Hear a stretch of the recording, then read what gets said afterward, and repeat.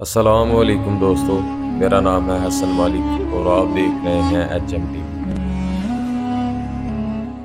دوستو، فرشتے اللہ تعالیٰ کی ایسی مخلوق ہیں جنہیں اللہ تعالیٰ نے نور سے پیدا کیا ہے، اور یہ نورانی مخلوق ہمیشہ اللہ تعالیٰ کی عبادت اور اطاعت و بندگی میں مشغول رہتے ہیں، جنہیں اس کائنات کے آغاز سے بھی پہلے پیدا کیا گیا ہے اور انسانوں کی تخلیق سے بھی پہلے۔ لیکن کتنا پہلے، اس کے بارے میں کوئی اسلامی روایت موجود نہیں ہے۔ اللہ تعالیٰ کی اس نورانی مخلوق کے اندر 4 فرشتے اتنے مقرب ترین اور اعلیٰ ترین مقام و مرتبہ رکھتے ہیں کہ ان کے ذمہ کائنات کے سب سے بڑے بڑے کام ہیں، جنہیں وہ بنا تھکے سر انجام دے رہے ہیں۔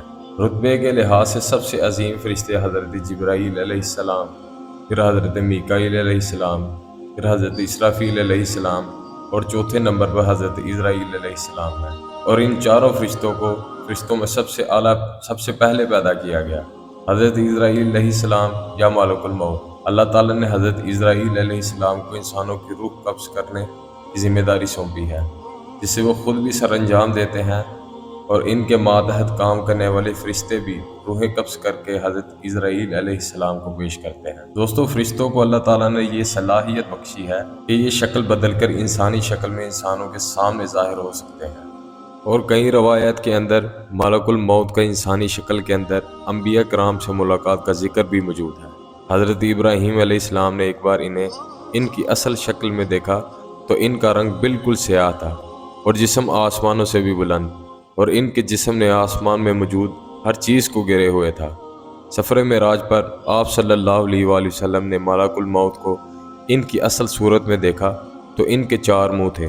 پوچھنے پر بتایا گیا کہ ان کا سامنے کا منہ نور کا بنا ہے، جس سے وہ مومنین، صالحین اور نیک لوگوں کی روحیں قبض کرتے ہیں، جبکہ پیچھے کا منہ آگ کا بنا ہے، جس سے وہ کافر اور مشرکین کی دردناک طریقے سے روح قبض کرتے ہیں۔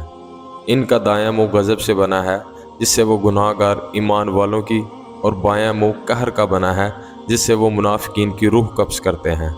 جبکہ ان کی جسامت اتنی بڑی ہے کہ اگر ان کا ایک قدم مشرق میں ہو تو دوسرا مغرب میں ہوگا۔ ان کے بھی 4 پر ہیں، مگر وہ پرندوں جیسے نہیں ہیں، بلکہ سمجھانے کی غرض سے بیان کیے گئے ہیں۔ ان کے بھی پاؤں زمین پر، جبکہ ان کا سر آسمانوں سے بھی اوپر بلند ہے، جس کا انسانی عقل تصور بھی نہیں کر سکتی۔ انبیاء کرام اور نیک لوگوں کی روح قبض کرنے کے لیے یہ خود حاضر ہوتے ہیں، جبکہ عام لوگوں کی روح قبض کرنے کے لیے ان کے نمائندے یہ کام سر انجام دیتے ہیں۔ کائنات میں ایک واحد ہستی ہمارے پیارے آقا نبی کریم صلی اللہ علیہ وآلہ وسلم کی ہے کہ جن کی روح قبض کرنے سے پہلے ملک الموت کو یہ حکم تھا نہ تو میرے محبوب کی اجازت کے بغیر ان کے گھر داخل ہونا، اور نہ ہی ان کی اجازت کے بغیر ان کی روح قبض کرنا، بلکہ اگر وہ دنیا میں رہنا چاہیں تو رہنے دینا، ورنہ بتا دینا کہ اللہ تعالیٰ ان کی ملاقات کے شوق میں ہے۔ لہذا اجازت ملنے پر آپ صلی اللہ علیہ وسلم کی روح کو قبض کیا گیا، ورنہ یہ اعزاز قیامت تک نہ کسی پیغمبر کو ملا اور نہ کبھی ملے گا۔ حضرت موسیٰ علیہ السلام اللہ تعالیٰ کے لاڈلے اور جلیل القدر پیغمبر تھے۔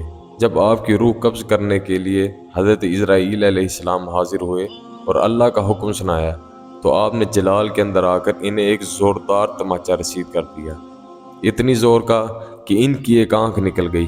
ملک الموت نے اللہ تعالیٰ سے جا کر عرض کی کہ اے پروردگار، آپ کے بندے نے میرے ساتھ یہ سلوک کیا۔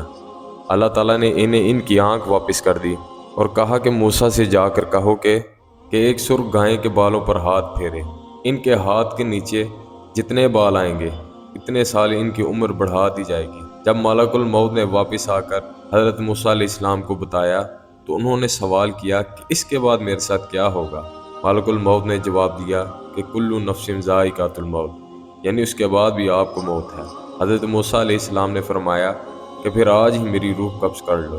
یہ روایت صحیح مسلم اور صحیح بخاری دونوں کے اندر موجود ہے۔ حضرت سلیمان علیہ السلام کے دور کے اندر ایک شخص بڑے دربار کے اندر ظاہر ہوا اور معمول کے مطابق دربار لگا ہوا تھا، لیکن یہ شخص حضرت سلیمان علیہ السلام کے ایک وزیر کو بڑی عجیب اور حیرت بھری نظروں سے گھور رہا تھا۔ اس شخص کے دربار سے جانے کے بعد حضرت سلیمان علیہ السلام نے اس وزیر کو بتایا کہ وہ ملک الموت تھے۔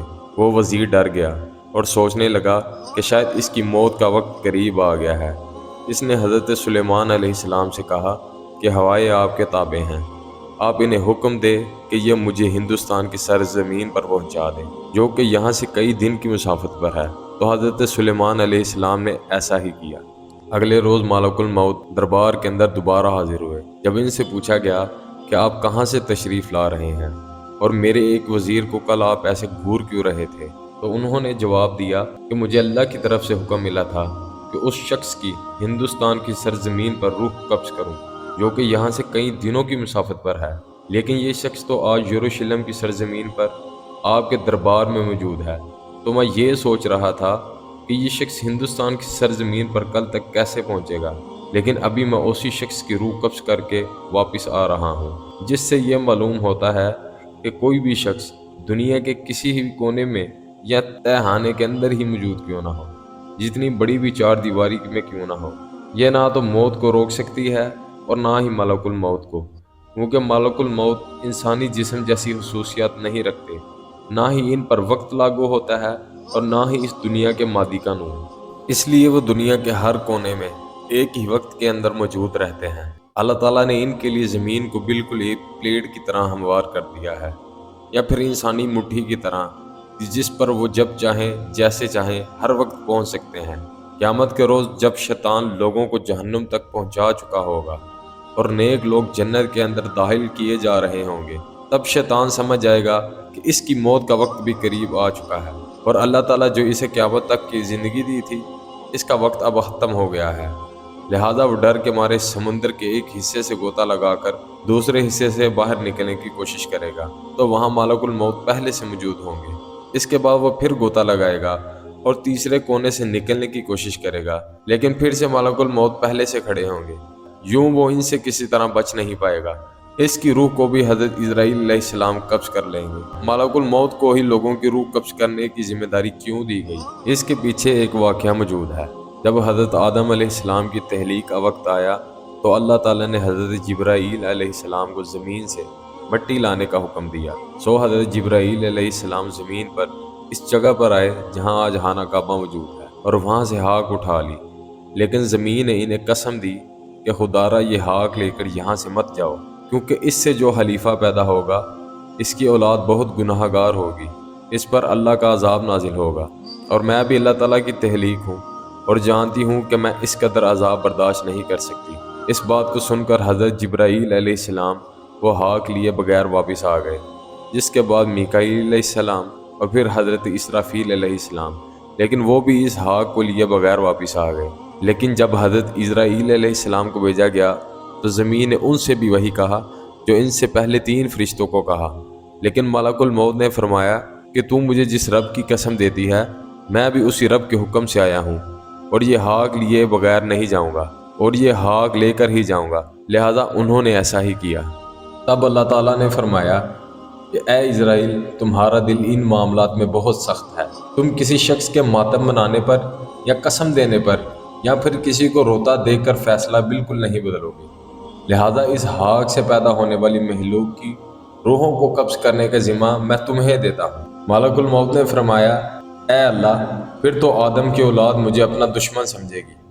اللہ تعالیٰ نے فرمایا کہ فکر مت کرو، میں ہر شخص کی موت کی وجہ مقرر کروں گا، لہٰذا وہ خود کو اس کا قصوروار سمجھے گا، نہ کہ تمہیں۔ لفظ اسرائیل عربی زبان کا لفظ ہے، ازرا اور ایل سے مل کر بنا ہے۔ ازرا کا مطلب ہے بندہ اور ایل کا مطلب ہے خدا، یعنی خدا کا بندہ، جن کے بارے میں قرآن مجید میں بیان ہے کہ جس کا کام زندہ موجودات کی روحوں کو قبض کرنا ہے۔ سورہ انعام کے اندر ہے کہ وہی غالب ہے اپنے بندوں پر اور تم پر نگہبان بھیجتا ہے، یہاں تک کہ تم میں سے کسی کو موت آتی ہے تو ہمارے فرشتے اس کی روح قبض کرتے ہیں۔ اس آیت مبارکہ سے ایسا تصور ملتا ہے کہ شاید انسانوں کی روح فرشتوں کا ایک گروہ قبض کرتا ہے، جبکہ ہم جانتے ہیں کہ یہ ذمہ داری صرف حضرت اسرائیل علیہ السلام کی ذمہ ہے۔ پھر اس آیت مبارکہ کا مطلب کیا ہے؟ دراصل اس آیت مبارکہ کا مطلب ہے کہ ملک الموت کے ساتھی اور ان کے نائب، جیسا کہ نازعات، سابحات اور ثاقبات، ایک محسوس قسم کے فرشتوں کے گروہ ہیں جن کے الگ الگ ذمہ داری ہے۔ مثلا نازعات، سابحات، ثاقبات ایک خاص قسم کی مخلوقات کی روح قبض کرتے ہیں، جبکہ ناشطات گروہ کا کام ہے کہ مومنوں کی روح کو آسانی سے اور مہربانی کے ساتھ قبض کرنا، جبکہ نازعات کا کام ہے کافروں کی روح کو شدت اور عذاب کے ساتھ قبض کرنا، جیسے کہ قرآن کریم میں بیان ہوتا ہے کہ کافروں کی جان سختی اور عذاب سے نکلتی ہے اور موت کے فرشتے اس کے ارد گرد اور آگے پیچھے احاطہ کر لیتے ہیں، انہیں مارتے ہیں۔ لیکن مومنین کی جان نہ صرف انتہائی مہربانی سے نکالتے ہیں بلکہ باقاعدہ انہیں جنت کی خوشخبری بھی دیتے ہیں۔ اللہ تعالی ہمیں بھی ان خوش نصیب لوگوں میں شامل فرمائے، آمین۔ دوستو، قانون قدرت ہے کہ دنیا اور کائنات کے ہر ایک چیز کو موت آنی ہے سوائے رب العالمین کی ذات کے، جس دن ہر زندہ چیز فنا ہوگی۔ اس روز اللہ تعالیٰ 3 مرتبہ پوچھیں گے، ہے کوئی آج میری برابری کا؟ آج کے دن کس کی بادشاہت ہے؟ کون ہے آج کے روز دنیا اور کائنات کا حکمران؟ میرے علاوہ اگر کوئی خدا ہے تو میرے سامنے آئے۔ جبکہ اللہ تعالیٰ کی پیدا کردہ ہر مخلوق کو موت آ جائے گی تو صرف 4 فرشتے موجود ہوں گے، لیکن ملک الموت ایک ایک کر کے باقی 3 فرشتوں کی روح کو بھی قبض کر لیں گے، یعنی حضرت جبرائیل، میکائیل اور حضرت اسرافیل کی روح کو بھی۔ جس کے بعد آخر میں اللہ تعالیٰ ملک الموت سے فرمائیں گے، جب میں نے انسانوں کو تخلیق کیا تو ان کی موت کا نظام بھی مقرر کیا جو کہ اب ختم ہو چکا ہے، اور کائنات کی ہر چیز کو موت آ چکی ہے، لہٰذا اب تم بھی مر جاؤ۔ یعنی پھر ملک الموت، موت کے فرشتے کو اللہ کے حکم سے موت آ جائے گی، اور پھر پوری کائنات میں صرف اللہ تعالیٰ کا وجود اور نور باقی رہے گا، جس کے بعد ہر ایک مخلوق کو زندہ کیا جائے گا۔ دوستو، موت ایک ایسا قدرتی عمل ہے جس سے کوئی بھی شخص، ہاں وہ کسی بھی مذہب یا فرقے سے تعلق رکھتا ہو، موت ایک دن آ کر ہی رہے گی۔ اور کچھ تو خدا کے وجود کا انکار کرتے ہوئے ملیں گے، اور کچھ تو کائنات کو اور مذہب کو انسانی وہم تصور کرتے ہیں۔ لیکن موت ایک ایسا قدرتی عمل ہے جس سے کوئی بھی شخص پوری دنیا کے اندر آپ کو انکار کرنے والا کبھی نہیں ملے گا۔ انسان نے جتنی بھی ترقی کر لی ہے، جتنی بھی ٹیکنالوجی بنا لی ہے، جتنی بھی ادویات بنا لی ہیں، لیکن پھر بھی موت کا علاج نہیں ڈھونڈ سکے۔ موت کا علاج ڈھونڈنا دور کی بات ہے، یہ کوئی ایسی دوا بھی نہیں بنا سکے جو اسے کچھ لمبے عرصے کے لیے اس کی مرضی کے مطابق زندہ رکھ سکے، کیونکہ تمام طرح کے تجربات کے بعد اسے پتہ چلا کہ کل نفس ذائقۃ الموت، یعنی ہر زندہ چیز کو موت کا ذائقہ چکھنا ہے۔ موت کسی بھی وقت کبھی بھی آ سکتی ہے، تو آج ہم نے اس کے لیے کتنی تیاری کر لی ہے۔ اللہ تعالیٰ ہمیں موت کی تیاری اور نیک عمل کرنے کی توفیق عطا فرمائے، آمین، اور ہمیں موت کی سختی سے بچائے۔ مجھے امید ہے کہ آج کی اس ویڈیو سے آپ کو بہت کچھ جاننے کو ملا ہوگا اور یہ ویڈیو آپ کو پسند آئی ہوگی۔ ایسی مزید انفارمیٹیو ویڈیو دیکھنے کے لیے ہمارے چینل کو لائک اور سبسکرائب کریں اور اپنے دوستوں کے ساتھ شیئر کریں۔ اب میں حسن مالک آپ سے ملوں گا ایک اور نئی انفارمیٹیو ویڈیو کے ساتھ، تب تک کے لیے اللہ حافظ۔